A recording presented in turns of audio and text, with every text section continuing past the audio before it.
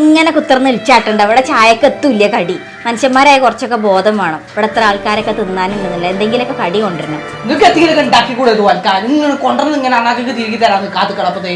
അതിനെന്താ ഇവിടെ ഉള്ള എടുത്ത് ഉണ്ടാക്കാൻ? ഇവിടെ ഇല്ലാത്തതേ. ഇവിടെ നിങ്ങൾക്ക് ഔല് കഴിച്ചുകൂടെ? നിങ്ങൾക്ക് അരി വറുത്തൂടെ? ഒരു പുകാട ഉണ്ടാക്കിക്കൂടെ? ഒരു ഇലട ഉണ്ടാക്കിക്കൂടെ?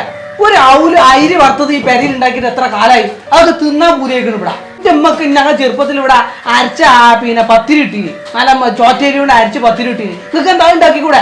അതിനെന്ത് നിങ്ങൾക്ക് വാഷ് മെഷീനായി, മിക്സിയായി, എല്ലാം സൗകര്യമായി. പക്ഷെ നിങ്ങൾക്ക് ഒറ്റ ഒഴിവ് ചെയ്യാം. എല്ലാം ഇങ്ങനെ ഫ്രഷ് പുറത്തുനിന്ന് ഷവർമയും മറ്റേ ഷവായും സാൻഡ്വിച്ചും റോസ്റ്റും ഇങ്ങനെ വൈകുന്നേരത്തേക്ക് ഇങ്ങനെ കൊണ്ടുവന്ന് ഇങ്ങനെ അണ്ണാക്കി തിരികെ തരണം.